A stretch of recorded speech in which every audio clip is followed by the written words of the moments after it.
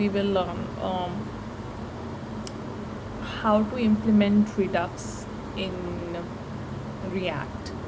I have created a small application which has three buttons: start, stop, and reset. Once I click on start, the timer will start, and after 25 minutes it will stop. I can stop it in between. I can reset to 0. So this is what I have done, achieved using Redux. So let's go to the code base. Okay, this is my app. I have created a component called minute.js in which all my this card which you can see is visible. I have imported that in our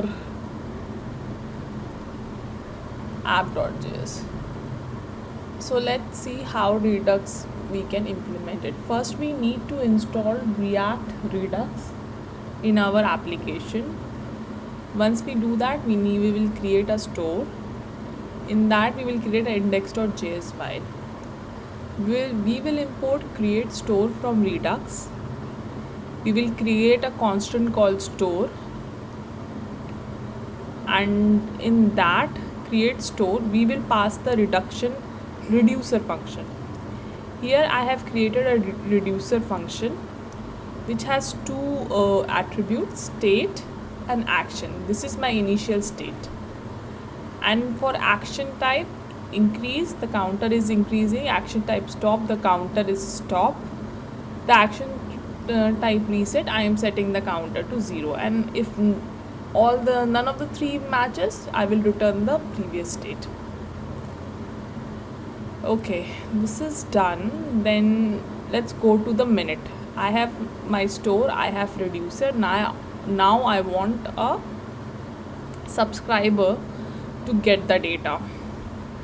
How we will do that? We will do that using called use selector from React Redux. Okay, we will call this use selector, and it will have a function called state, and state will return the counter will be the name will be the same what we have put here in our state. Okay, being said that, we will put it to a minute pass. Now we notice that we don't have to use state for this. If you look at this, we don't need to do that because use selector will automatically update the latest state. So we won't be using use state in this. And minute pass, I am passing it here. Okay. So now I want to dispatch an action which is after every 1 minute. I want to tell this state ki increase it by 1. For that, to dispatch an action, we will use dispatch. Okay, I have written conditions here, like if my current time is this and the action is start or stop, it should set what it should do, it should dispatch, and I have written the action type.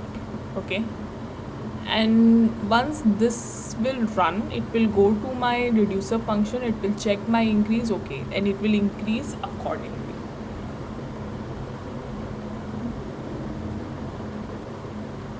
So this is how we have achieved Redux in React.